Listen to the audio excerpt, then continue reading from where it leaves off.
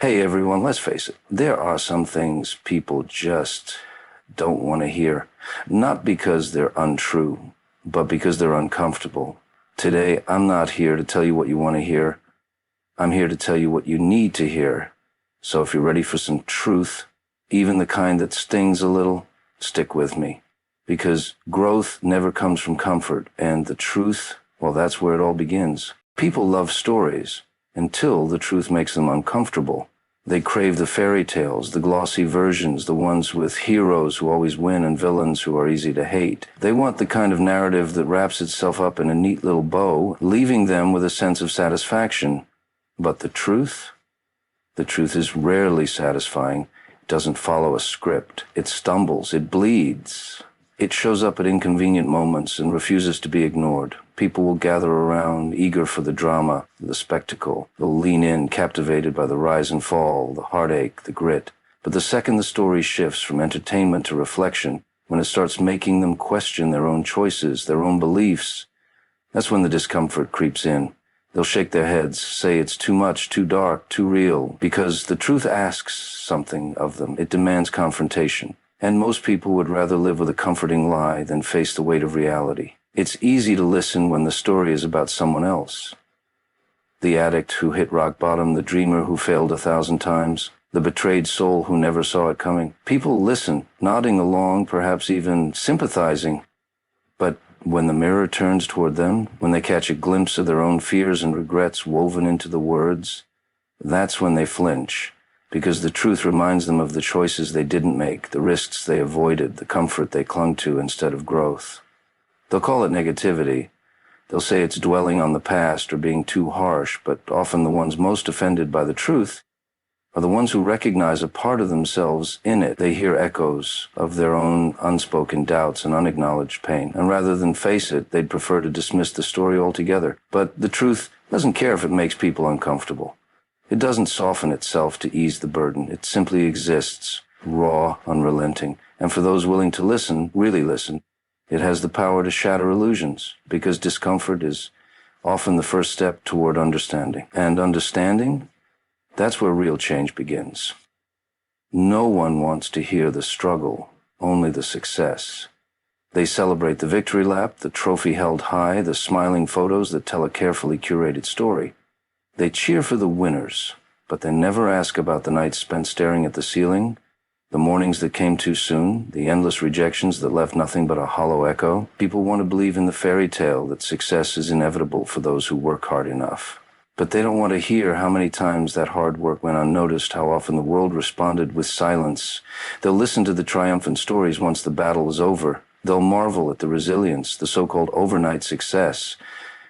But they'll conveniently forget how long that night really was. No one talks about the days when doubt felt like a permanent resident, when failure wasn't a plot twist but a constant looming shadow. They don't want to hear about the sacrifices, the relationships strained, the celebrations missed, the hobbies abandoned in the name of chasing a distant dream. The uncomfortable truth is that success demands a price, and it's not always a price that people are willing to pay. They don't want to hear that sometimes the work feels pointless, that sometimes the voices in your head are louder than the applause you're still waiting to hear, that even after pouring everything you have into something, it can still fall apart. Because that truth threatens the comforting belief that success is just a matter of effort. It's easier to see the polished version, the standing ovations and the magazine covers, but the bruises, the exhaustion, the moments of near surrender, those are conveniently left out of the frame. People prefer stories that inspire without demanding reflection. They want to believe that winners are different, special, chosen, not that they're simply the ones who endured the longest. And yet, the struggle is where everything happens. That's where the real story is written. It's in the nights when no one is watching, the failures that never get spoken about. It's in the resilience to stand up one more time, after everything inside you says to stay down. But most people, they don't want to hear that part. Because acknowledging the struggle means admitting that success isn't guaranteed, and that thought is far too unsettling. Talent is useless without obsession and persistence. People are quick to admire talent, to point it out like it's some divine gift that guarantees greatness. They romanticize the natural-born prodigy, the one who seems to excel effortlessly. But talent alone is like a spark without fuel. It might flash for a moment, but it won't sustain a fire. The real force that turns talent into something lasting is the relentless, often unforgiving pursuit of mastery. And that's where most people hesitate. Obsession isn't polite. It doesn't fit neatly into a balanced schedule. It demands late nights and early mornings. It interrupts conversations and pulls you away from distractions. When you're obsessed, you don't dabble. You immerse. Every failure becomes a lesson. Every misstep a challenge to solve. People will call it unhealthy, even reckless. They'll tell you to slow down, to take a break, to live a little. What they don't understand is that for you, this is living. The hunger to get better, to see just how far you can push yourself. That's the air you breathe. But obsession alone isn't enough. Persistence is what carries you through when the spark begins to dim. It's easy to feel inspired in the beginning when the vision is clear and the possibilities seem endless. But what about the days when progress is invisible? When you give everything you have and it still isn't enough? That's when persistence separates those who will achieve from those who will merely wish.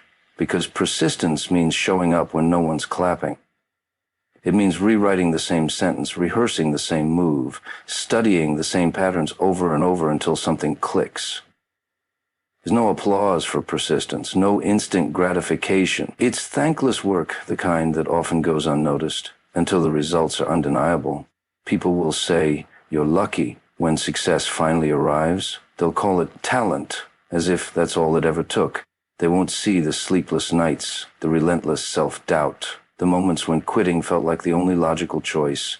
They won't understand how many times you had to silence that voice telling you it wasn't worth it. And that's why so many gifted people never fulfill their potential. They rely on their talent, thinking it will carry them. But talent is fragile. It falters under pressure. It crumbles without discipline. The world is full of people who were supposed to succeed, the ones who showed promise, who were told they were destined for greatness. Yet they fell short, not because they lacked the ability, but because they lacked the obsession to pursue it without pause. They lacked the persistence to weather failure without losing themselves. The truth is, obsession and persistence are the only constants. Talent will give you a head start, but it won't finish the race for you. The people who rise to the top aren't always the most gifted. They're the ones who refused to stop. They're the ones who faced rejection after rejection and still woke up the next day ready to try again. They're the ones who embraced the grind, who understood that every setback was a necessary piece of their evolution. And while others admired talent from a distance, they were too busy working to notice, because they knew what most people refused to accept. Talent without obsession and persistence is nothing more than wasted potential. And wasted potential? As a tragedy no one talks about, trust is fragile, and betrayal often comes from those closest to you. It's a strange thing, really, how we hand over pieces of ourselves to the people we love, believing they'll cradle those pieces with care. We open up, we let them in, and we convince ourselves that vulnerability is a sign of strength. And maybe it is. But the cruelest truth is that the people who know us best are also the ones who know exactly where to cut.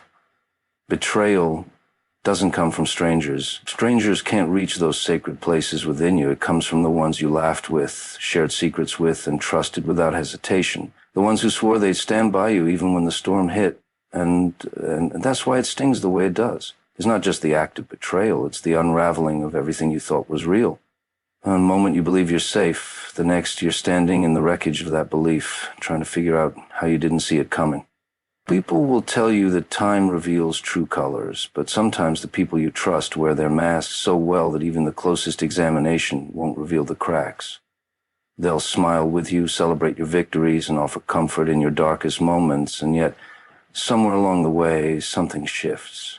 Maybe it's jealousy that festers in the shadows, maybe it's resentment that grows unchecked, or maybe it's simply that loyalty is an easy promise to make but a hard one to keep. The worst part is how betrayal rewrites your memories. You'll replay conversations, searching for the signs you missed. You'll question the laughter, wondering if it was ever genuine. Even the kindness they showed will become suspect. Was it all an act? That's what betrayal does. It doesn't just break your heart, it fractures your sense of reality, and the aftermath leaves you with a bitter choice: build your walls higher or risk trusting again. But here's the thing about trust. It's not given because people deserve it. It's given because without it, life is unbearable. You can't move through this world with your fists always clenched, waiting for the next knife to fall. Even when trust is shattered, even when the wounds are still fresh, most people find themselves longing for connection again. That's the paradox. We're wired to crave closeness, even knowing the cost. Still, the scars remain. And the hardest truth of all is that betrayal changes you. It makes you cautious, calculating. You learn to listen to the uneasy feeling in your gut, the one you ignored before. You second-guess the sincerity of smiles and question the weight of every promise. Some call it paranoia, but those who've been betrayed know better. It's not paranoia, it's protection, and yet, even in the face of that pain, but strength in surviving it. Because betrayal doesn't define you. The choices you make afterward, to heal, to forgive, or even simply to move forward, those are what matter. Some people will never apologize, some will never understand the damage they caused, but you'll carry that understanding with you. You'll know what it means to be deceived and still find the courage to trust again. And that, perhaps, is the most fragile and beautiful thing of all. Society encourages individuality but rejects those who truly stand out. From a young age, we're told to be ourselves, to embrace what makes us different. Schools preach the importance of creativity, workplaces talk about innovation, and campaigns celebrate the idea of authenticity. But the moment someone dares to step too far outside the lines, that same society begins to push back. Because the truth is, the world is comfortable with difference, as long as it remains within a controlled boundary. People love the concept of individuality in theory. They admire the rebellious characters in movies, the trailblazers who rise against the odds. But when that rebellion happens in real life, it's a different story. The artist who challenges the norms, the thinker who questions tradition, the dreamer who refuses to follow the blueprint, these are the people who are met with resistance. Society has a habit of labeling them as difficult, disruptive, or even dangerous, not because they're wrong, but because they make others uncomfortable. Standing out means being a mirror, reflecting everything that others are too afraid to confront within themselves. It reminds people of the risks they didn't take, the dreams they abandoned, the authenticity they traded for acceptance. And that's why the backlash often comes from those who once cheered for your individuality until it became inconvenient. Friends who once celebrated your courage may grow resentful. Colleagues who admired your boldness may try to undermine it. Even family can struggle to accept the version of you that refuses to conform. It's a lonely road being unapologetically yourself. There's no guarantee of applause, no promise that the world will embrace you with open arms. More often it will try to mold you into something more digestible. People will tell you to tone it down, to compromise, to be realistic. They'll say they're only trying to help, but what they're really doing is asking you to shrink, to fit into a version of yourself that makes them more comfortable. And it's tempting. The desire to belong is woven into our very existence. There's a seductive safety in blending in nodding along, in choosing the well-trodden path. But the cost of that safety is steep. It demands the dulling of your edges, the silencing of your voice. Before long, the version of yourself you've buried becomes harder to recognize. But for those who refuse to compromise, the rejection becomes a crucible. It forces resilience, sharpens clarity, and separates genuine self-expression from the need for validation. Every time society tries to push you back into its mold, it's a chance to reaffirm who you are, not for their approval, but for your own. And the irony is, the very people who once resisted your authenticity may later celebrate it, because society often rejects what it doesn't understand, only to admire it once it's been proven valuable. The innovators, the misfits, the visionaries, they're rarely acknowledged in the moment, but when their ideas reshape industries, when their voices inspire change, when their refusal to conform sparks a movement, the world takes notice. Suddenly, what was once ridiculed becomes revered. But the real reward isn't in the eventual recognition. It's in knowing that you stayed true even when it would have been easier to conform. It's in finding those rare connections with people who see you for who you are and stand with you not despite your differences, but because of them. Because in a world that preaches individuality but punishes those who live it, authenticity is not just an act of courage, it's an act of defiance. At the end of the day, your belief in yourself is what really matters. The world has a way of testing that belief, pulling it apart piece by piece. People will question your choices, dismiss your dreams, and offer their opinions as if they know the weight of the road you're walking. They'll tell you what's practical, what's realistic, what's good enough, and if you're not careful, those voices will become louder than your own. But belief in yourself isn't about arrogance. It's not about convincing yourself that you'll never fail or pretending to have all the answers. It's about holding on to the quiet certainty that no matter what happens, you'll figure it out. It's knowing that even when doubt creeps in, and it will, you still have the resilience to keep going. Because no one else can truly see what you see. No one else can feel that pull inside you, the one that refuses to let go. There will be days when your belief is the only thing keeping you upright. When every door closes and every plan falls apart, the easy choice will be to surrender. People will say maybe it wasn't meant to be, or it's time to be realistic, and in those moments it's tempting to listen. Giving up can feel like relief, but belief is stubborn. It lingers even when you try to silence it. It reminds you of why you started in the first place, of the fire that once burned bright before the world tried to put it out. And that belief, it's not something anyone can give you. Compliments and validation might feel good for a moment, but they can't sustain you, because as soon as the applause fades, and it will, you'll be left with the question of what you truly think of yourself. If your confidence is built on the approval of others, it will crumble the second they change their minds. But if it's built on something deeper, something that can't be touched by rejection or failure, then no setback will ever break you completely. Believing in yourself doesn't mean you won't struggle. It doesn't mean you won't have moments of overwhelming doubt, but it means you'll stand back up every time. It means you'll look in the mirror, even when the reflection is battered and tired, and say, I'm not done yet. That's where growth happens. In the refusal to let temporary defeats define your worth. People will call you delusional for believing in something they can't see. They'll ask why you keep trying when the odds are stacked against you, but what they don't understand is that belief is not about certainty, it's about courage. The courage to keep moving when nothing is guaranteed.